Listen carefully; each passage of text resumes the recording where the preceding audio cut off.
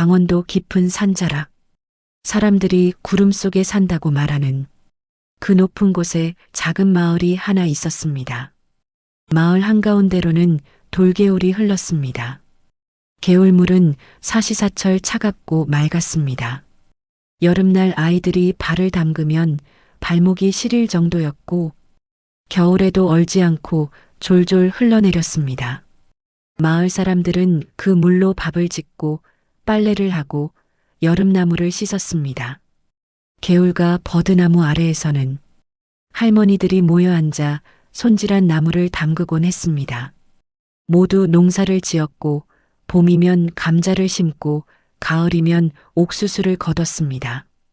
저녁이 되면 집집마다 굴뚝에서 연기가 피어올랐고 아이들이 골목을 뛰어다니는 소리가 들렸습니다. 조용하고 평범한 산골 마을이었습니다. 특별한 일도 큰 사건도 없었습니다. 그저 계절이 바뀌고 해가 뜨고 지는 대로 하루하루를 살아가는 곳이었습니다. 그런데 어느 해 봄부터였습니다. 밤이 되면 산 너머 어디선가 소리가 들려오기 시작했습니다. 길게 이어지는 낯선 울음소리였습니다. 처음 들은 사람은 마을 어귀에 사는 노인이었습니다. 한밤중에 잠이 깨어 뒤척이다가 창문 틈으로 스며드는 그 소리를 들었습니다. 멀리서, 아주 멀리서 들려오는 것 같았지만 분명했습니다. 노인은 이불을 머리까지 덮고 다시 잠들려 했습니다. 산짐승 소리겠지. 여우나 족제비 같은 것들. 다음 날 아침 노인은 그 소리에 대해 말하지 않았습니다. 그냥 밤중에 들은 꿈 같은 소리였으니까요. 하지만 그날 밤에도 소리는 들려왔습니다. 이번에는 조금 더 가까운 것 같았습니다. 노인은 귀를 기울였습니다. 바람 소리도 아니고 새 소리도 아니었습니다. 분명 짐승의 울음이었습니다. 며칠 뒤 마을 개울가에서 여자들이 모였습니다. 빨래를 하던 중 한 아낙이 말을 꺼냈습니다. 어젯밤에 이상한 소리 못 들으셨어요? 밤새 잠을 설쳤네요. 다른 아낙도 고개를 끄덕였습니다. 저도 들었어요. 우리 애가 그 소리에 깨서 울었어요. 소리를 들은 사람이 한둘이 아니었습니다. 처음에는 각자 혼자만 들은 줄 알았는데 마을 전체가 그 소리를 듣고 있었습니다. 밤마다 깊은 밤이면 어김없이 들려오는 울음소리.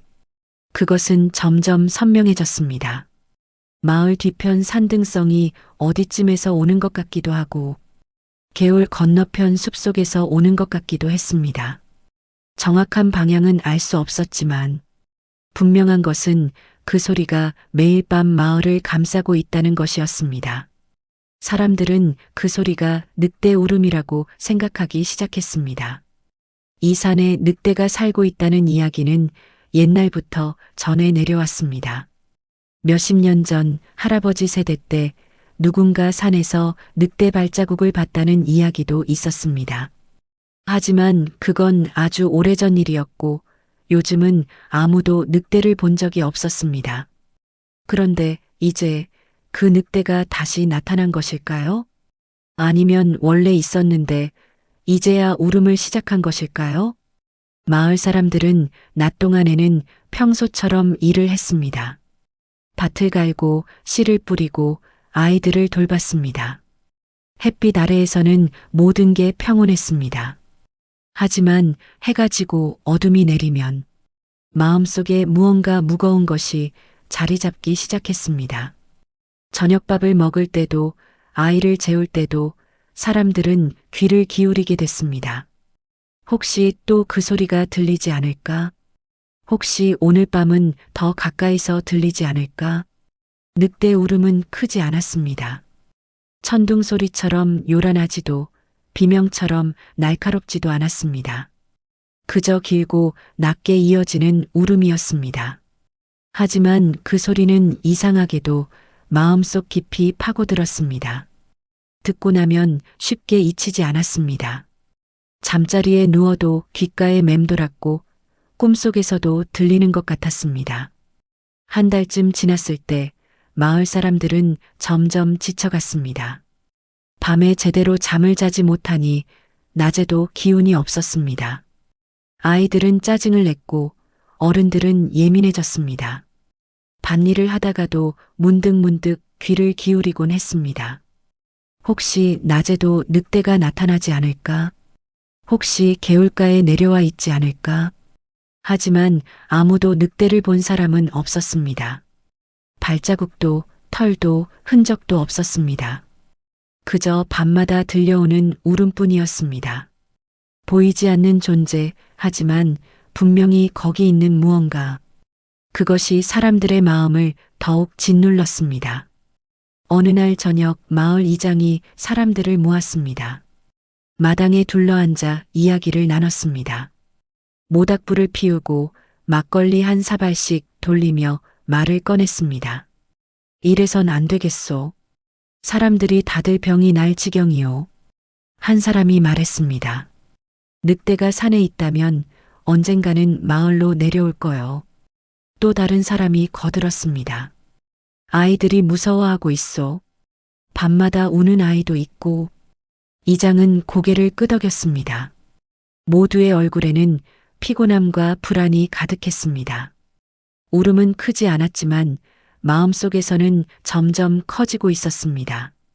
처음에는 그저 산짐승 소리려니 했던 것이 이제는 마을 전체를 짓누르는 공포가 되어 있었습니다.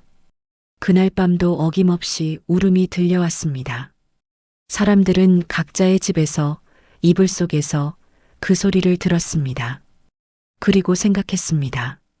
이 소리가 언제까지 계속될 것인가? 우리는 언제까지 이렇게 잠 못 이루는 밤을 보내야 하는가? 돌개울의 물은 여전히 맑게 흘렀습니다. 달빛 아래 반짝이며 졸졸 소리를 내며 흘러갔습니다. 개울가 풀섭에서는 벌레들이 울고 버드나무 가지가 바람에 흔들렸습니다. 모든 것이 평화로워 보였습니다. 하지만 마을 사람들의 마음속에는 보이지 않는 늑대가 점점 더 크고 두렵게 자리 잡고 있었습니다. 울음소리가 시작된 지 2달째 마을 사람들은 더 이상 참을 수 없다는 표정들이었습니다. 낮에 밭에서 마주치면 서로 얼굴만 봐도 알 수 있었습니다. 모두 같은 생각을 하고 있다는 것을, 이대로는 안 된다는 것을. 이장이 마을 회관에 사람들을 불러 모았습니다. 저녁 해가 넘어가는 시간, 사람들이 하나둘 모여들었습니다. 남자들은 물론이고 여자들도 나이든 노인들도 모두 나왔습니다. 회관 안은 금세 사람들로 가득 찼습니다. 불을 켜고 둘러앉았지만 아무도 먼저 말을 꺼내지 않았습니다. 모두 알고 있었습니다. 오늘은 무언가 결정해야 한다는 것을. 이장이 먼저 입을 열었습니다. 이 상황이 계속되면 안 된다고. 사람들이 제대로 잠을 못 자고 아이들은 밤마다 울고 일손도 제대로 안 된다고 말했습니다. 사람들은 고개를 끄덕였습니다. 한 아낙은 자기 아이가 요즘 혼자 밖에도 못 나간다고 했습니다. 해지기 전에 집에 들어오라고 난리라고 했습니다. 나이 든 남자는 밭에 나가도 마음이 불안해서 일이 손에 안 잡힌다고 했습니다. 자꾸 뒤를 돌아보게 된다고 했습니다. 이야기는 점점 커졌습니다. 누군가는 지난주에 닭장 근처에 뭔가 다녀간 흔적이 있었다고 했습니다. 닭들이 밤새 소란을 피웠다고 했습니다. 또 누군가는 개울가에서 이상한 발자국을 봤다고 했습니다. 밤에 뭔가 지나가는 그림자를 봤다는 사람도 있었습니다. 실제로 본 것인지 불안한 마음이 만들어낸 것인지는 알 수 없었습니다. 하지만 중요한 것은 사람들이 모두 두려워하고 있다는 사실이었습니다. 이장이 천천히 말을 이었습니다. 우리가 오늘 모인 이유는 한 가지라고, 이 늑대를 어떻게 할 것인가 하는 문제라고 했습니다. 회관 안이 조용해졌습니다. 잠시 침묵이 흐른 뒤 누군가 작은 목소리로 말했습니다. 잡아야 하지 않겠습니까? 다른 사람들도 하나둘 고개를 끄덕이기 시작했습니다. 그때 구석에 앉아있던 노인 하나가 조심스럽게 입을 열었습니다. 늑대가 지금까지 마을에 해를 끼친 적은 없지 않느냐고 그저 울기만 했을 뿐이라고 말했습니다. 우리가 건드리지 않으면 그냥 산에서 살다 갈 수도 있다고, 괜히 자극하면 더 큰일 나는 것 아니냐고 조심스럽게 물었습니다. 잠시 침묵이 흘렀습니다. 하지만 곧 젊은 남자 하나가 목소리를 높였습니다. 그럼 언제까지 이렇게 사느냐고, 밤마다 저 울음을 들으며 살라는 거냐고 물었습니다. 다른 사람들도 거들었습니다. 지금은 울기만 하지만 나중에는 어떻게 될지 모르는 일 아니냐고, 짐승은 짐승일 뿐이라고, 아이들 생각해야 한다고, 만약에라도 무슨 일이 생기면 어쩌려고 그러냐고 말했습니다. 목소리들이 점점 커졌습니다. 노인은 더 이상 말하지 않았습니다. 회관 안의 분위기는 이미 한쪽으로 기울어 있었습니다. 사람들은 두려웠고 지쳐 있었고 무엇보다 이 상황을 끝내고 싶어 했습니다. 이장이 손을 들어 사람들을 진정시켰습니다. 그리고 물었습니다. 늑대를 없애는 것 다들 동의하느냐고. 사람들이 고개를 끄덕였습니다. 반대하는 사람은 없었습니다. 아까 그 노인도 조용히 앉아만 있었습니다. 이렇게 결정이 내려졌습니다. 늑대를 잡기로. 다음 날부터 마을 남자들이 움직였습니다. 먼저 산 아래 읍내에 사는 사냥꾼을 불렀습니다. 나이 많은 사냥꾼은 덕과 총을 가지고 마을로 올라왔습니다. 마을 사람들은 사냥꾼에게 늑대 울음이 들려오는 방향을 알려줬습니다. 사냥꾼은 고개를 끄덕이며 산을 둘러봤습니다. 이 근처 어딘가 있을 거라고, 며칠 지켜보면 찾을 수 있을 거라고 말했습니다. 마을 남자 몇 명이 사냥꾼을 도왔습니다. 개울 건너편 숲속에, 산 중턱 바위 근처에 여러 곳에 덫을 놓았습니다.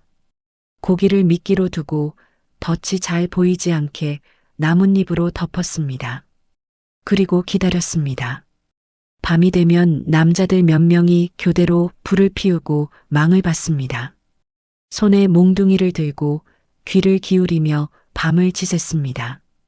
여자들은 집에서 밤참을 준비해 날랐습니다. 온 마을이 하나가 되어 늑대를 잡기 위해 움직였습니다.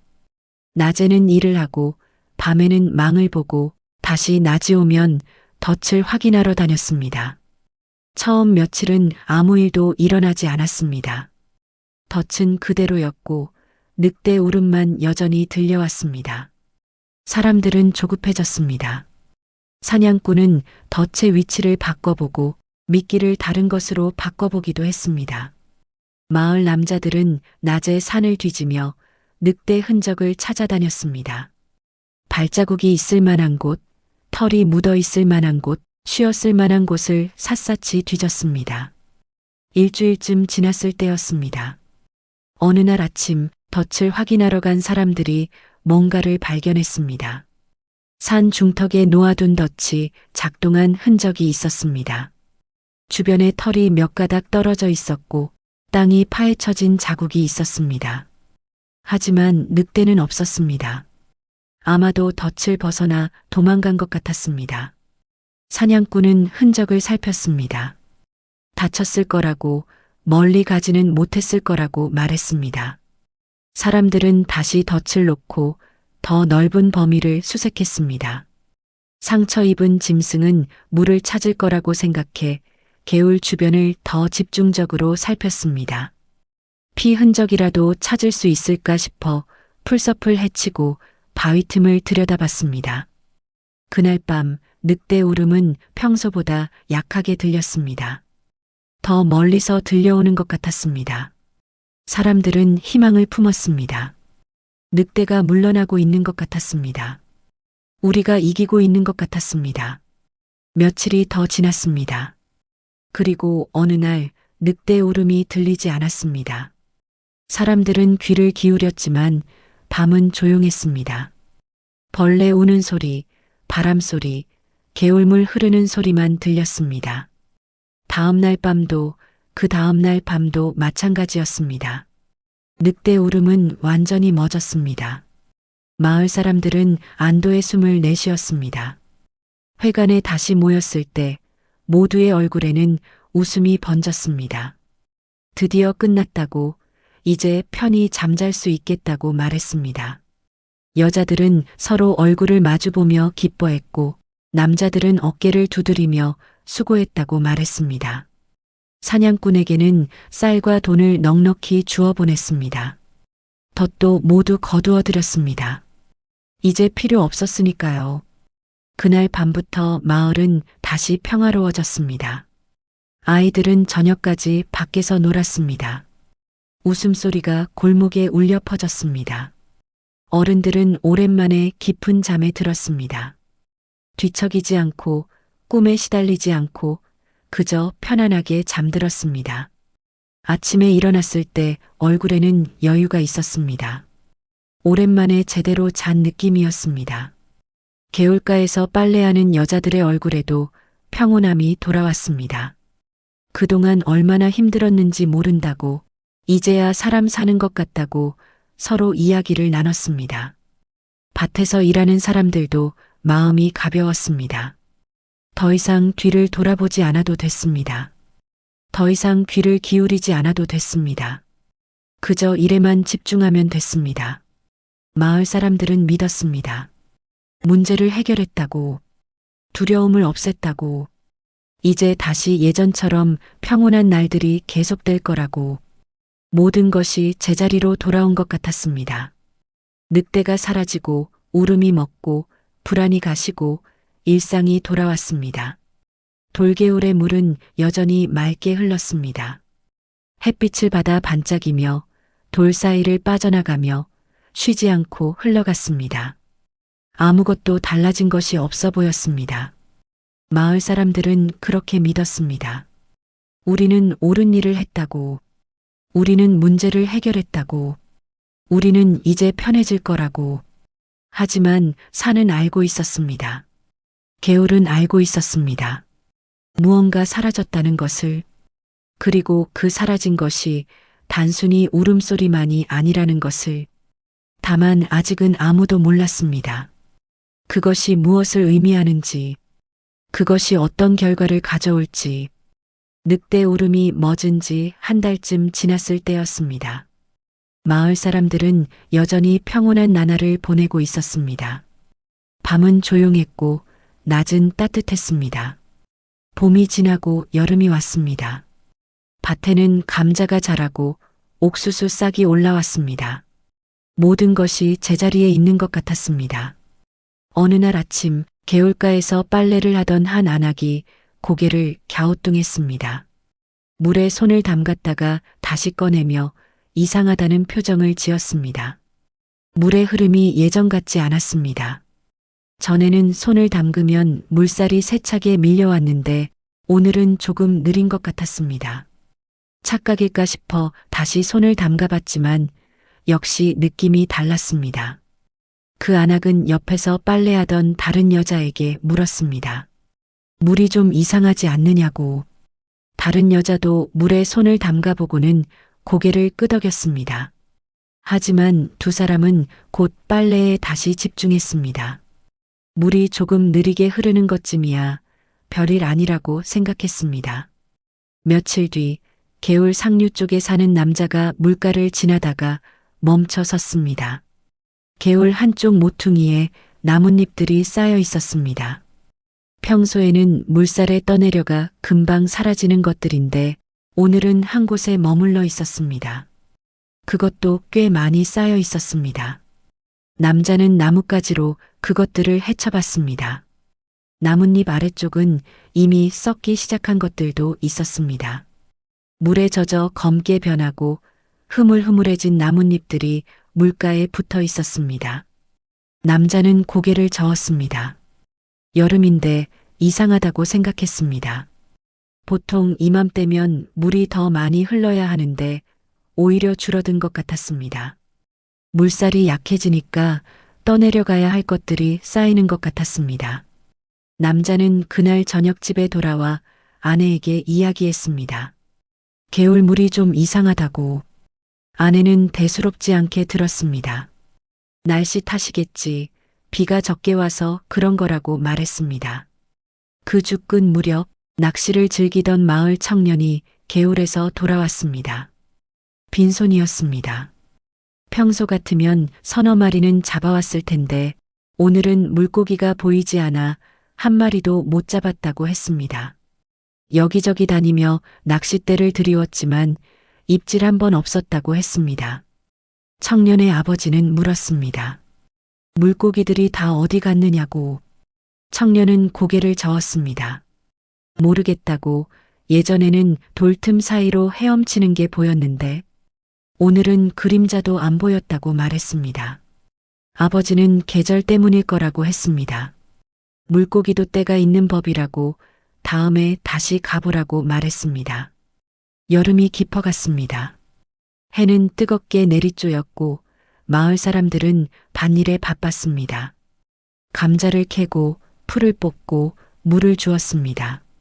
그런데 개울로 물을 기르러 가는 사람들이 하나둘 이상한 말을 하기 시작했습니다.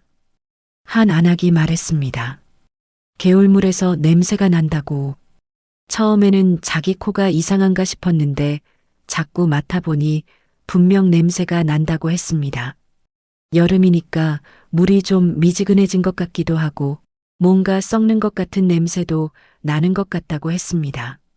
다른 사람들도 하나둘 고개를 끄덕이기 시작했습니다.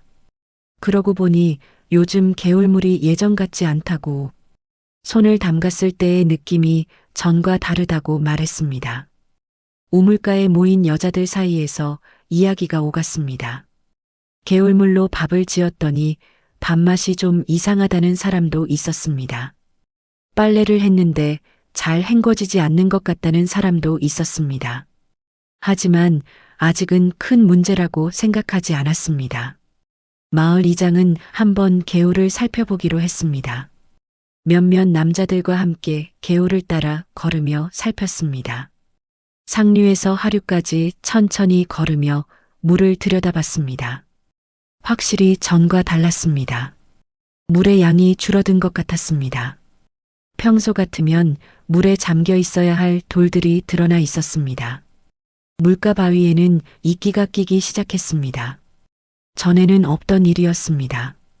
이장은 생각했습니다. 비가 적게 온 탓일까? 하지만 올해 비는 평년과 비슷하게 왔습니다.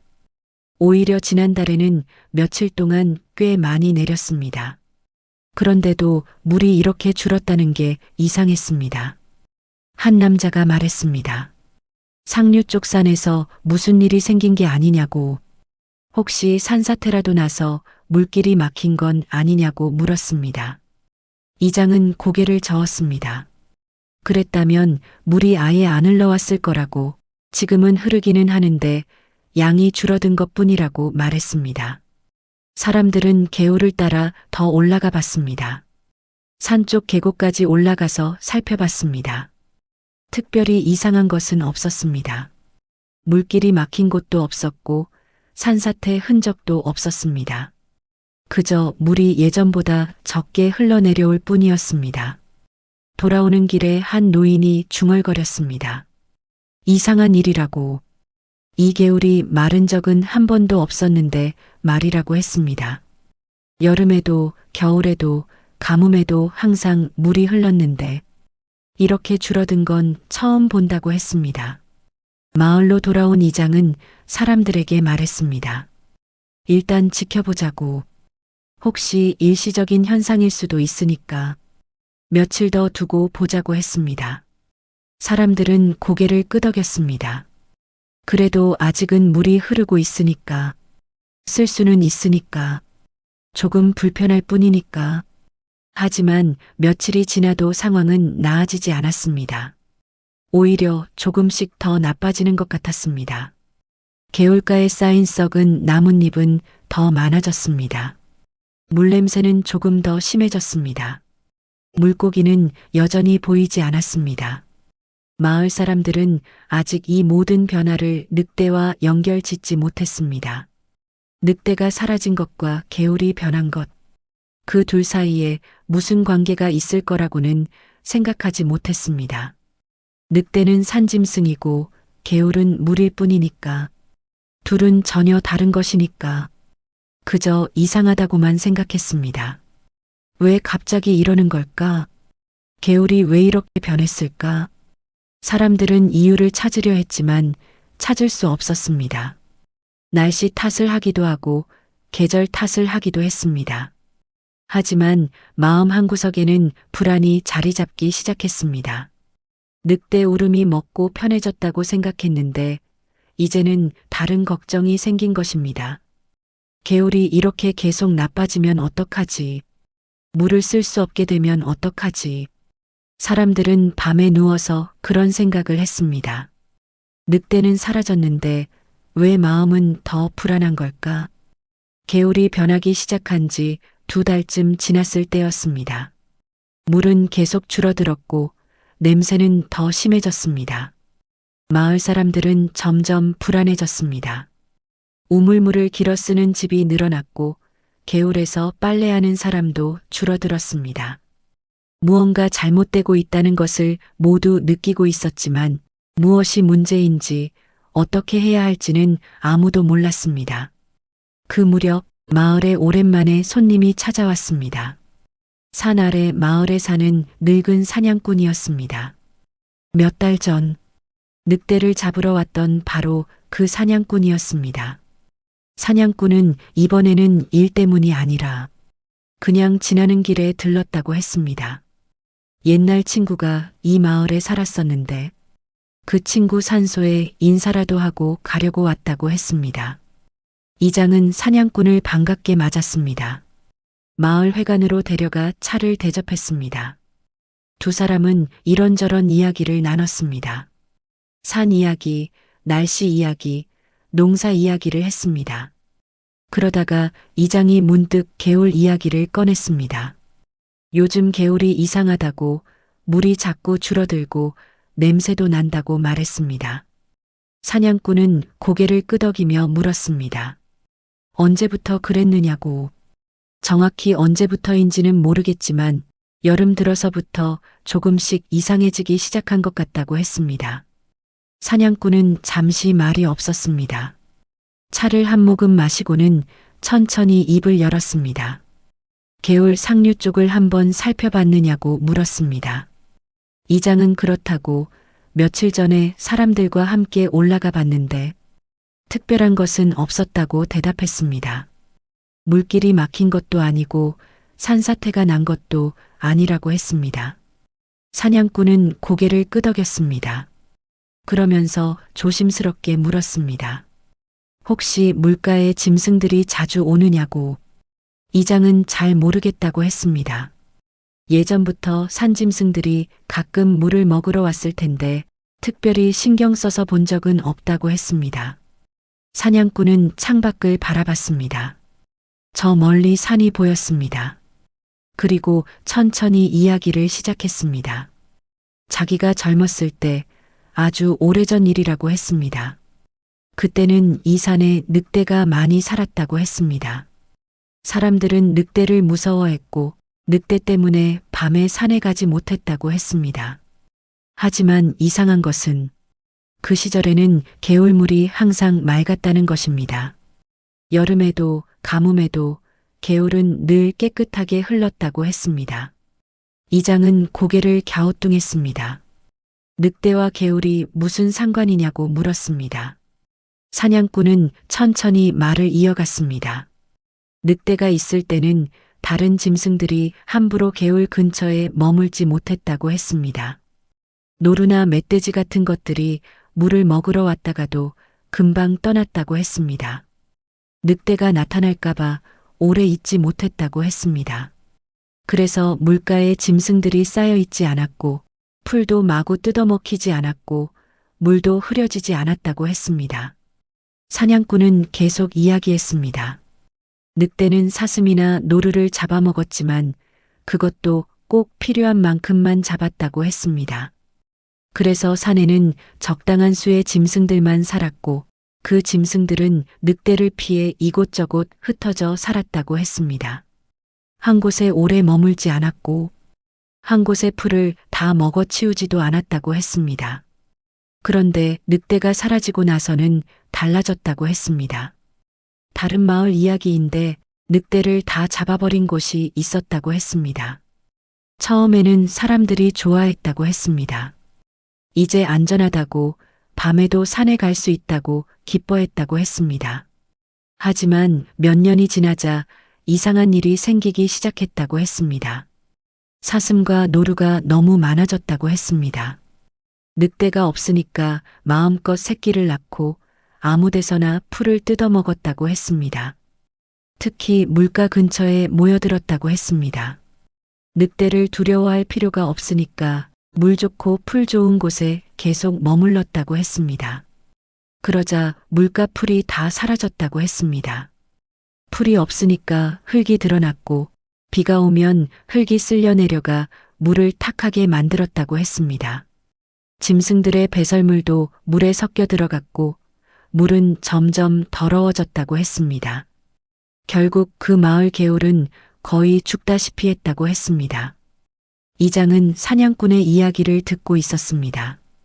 점점 표정이 굳어졌습니다. 사냥꾼은 차를 한 모금 더 마시고는 말했습니다. 늑대는 물을 지키는 자였을지도 모릅니다. 이장은 조용히 물었습니다. 그럼 늑대가 일부러 개울을 지켰다는 말이냐고. 사냥꾼은 고개를 저었습니다. 일부러는 아니라고, 다만 늑대가 있으면 다른 짐승들이 움직였고 그 움직임이 산의 균형을 만들었다고 했습니다. 늑대는 그저 살아갈 뿐인데 그것이 온 산을 살렸다고 했습니다. 이장은 창밖을 바라봤습니다. 저 멀리 개울이 보였습니다. 예전처럼 반짝이지 않는 개울이었습니다. 그는 천천히 물었습니다. 그럼 우리가 잘못한 겁니까? 사냥꾼은 한숨을 쉬었습니다. 잘못이라고 할 수는 없다고, 사람들은 그저 두려움을 없애려 했을 뿐이라고 말했습니다. 하지만 결과적으로는 더 중요한 것을 잃었을지도 모른다고 했습니다. 늑대의 울음은 위협이 아니라 경고였을지도 모른다고, 산이 살아있다는 신호였을지도 모른다고 말했습니다. 이장은 말이 없었습니다. 사냥꾼도 더 이상 말하지 않았습니다. 두 사람은 한동안 조용히 앉아 있었습니다. 회관 밖에서는 바람 소리가 들렸고 멀리서 개울물 흐르는 소리가 들렸습니다. 예전보다 훨씬 작아진 가느다란 물소리였습니다. 사냥꾼이 자리에서 일어났습니다. 이제 가봐야겠다고 했습니다. 이장은 사냥꾼을 배웅했습니다. 마을 어귀까지 함께 걸으며 이것저것 물어봤습니다. 혹시 늑대를 다시 데려올 방법은 없느냐고, 다른 데서 늑대를 구해올 수는 없느냐고 물었습니다. 사냥꾼은 고개를 저었습니다. 늑대는 쉽게 오지 않는다고, 한번 떠난 늑대는 다시 돌아오지 않는다고 했습니다. 다른 데서 데려온다 해도 이 산에 적응할지 알 수 없다고 했습니다. 그리고 무엇보다 이미 시간이 많이 지나버렸다고 했습니다. 이장은 무겁게 고개를 끄덕였습니다. 사냥꾼은 작별 인사를 하고 산길을 내려갔습니다. 이장은 한참 동안 그 뒷모습을 바라봤습니다. 그리고 천천히 마을로 돌아왔습니다. 그날 저녁, 이장은 사냥꾼에게 들은 이야기를 마을 사람들에게 전했습니다. 늑대가 산의 균형을 잡고 있었다는 것, 늑대가 사라지면서 그 균형이 무너졌을지도 모른다는 것을 말했습니다. 사람들은 침묵했습니다. 누구도 쉽게 말을 꺼내지 못했습니다. 구석에 앉아있던 노인 하나가 몇 달 전 회의 때 조심스럽게 반대 의견을 냈던 바로 그 노인이 조용히 말했습니다. 그때 내가 그랬소. 괜히 자극하면 더 큰일 난다고. 아무도 대답하지 않았습니다. 노인도 더 이상 말하지 않았습니다. 사람들은 무거운 마음을 안고 각자의 집으로 돌아갔습니다. 그날 밤 마을은 조용했습니다. 늑대 울음이 들리지 않는지 석 달째였습니다. 하지만 이제 그 침묵이 평화롭게 느껴지지 않았습니다. 오히려 불안했습니다. 무언가 사라졌다는 것, 무언가 잘못되고 있다는 것을 모두 알았습니다. 개울은 여전히 흘렀습니다. 하지만 예전의 그 맑고 차가운 물이 아니었습니다. 줄어들고 흐려지고 냄새나는 물이었습니다. 늑대는 돌아오지 않았고 개울은 예전의 모습을 찾지 못했습니다. 깨달음은 늘 늦게 왔습니다. 되돌릴 수 없을 만큼 늦게 왔습니다. 강원도 산골 마을의 이야기는 여기서 끝이 납니다. 늑대는 돌아오지 않았고 개울은 예전의 모습을 되찾지 못했습니다. 이것은 옛날 이야기입니다. 하지만 옛날 이야기는 언제나 지금 이야기이기도 합니다. 우리는 살아가면서 불편한 것들을 만납니다. 거슬리는 것들, 이해되지 않는 것들을 만납니다. 그럴 때 우리는 없애려고 합니다. 치우려고 합니다. 가족 안에서 말이 많은 사람을 멀리합니다. 직장에서 다른 의견을 내는 동료를 배제합니다. 당장은 편해집니다. 하지만 시간이 지나면 알게 됩니다. 불편하게 만들던 그 사람이 사실은 균형을 지키는 사람이었다는 것을. 산골 마을의 늑대처럼 우리 곁에 불편한 존재들은 어쩌면 우리를 지키는 존재일지도 모릅니다. 눈앞의 두려움, 눈앞의 불편함. 그것들을 무조건 없애려 하기 전에 잠시 멈춰서서 생각해 봐야 합니다. 이것이 정말 적인가 아니면 우리가 오해하고 있는 것인가? 늑대는 적이 아니었습니다. 불편함은 때로 균형을 지키는 존재입니다. 사라진 것은 늑대가 아니라 우리가 지키던 삶의 질서였습니다. 눈앞의 두려움 때문에 무조건 없애려 하면 결국 더 큰 것을 잃게 됩니다. 이것이 강원도 산골 마을이 우리에게 전하는 이야기입니다.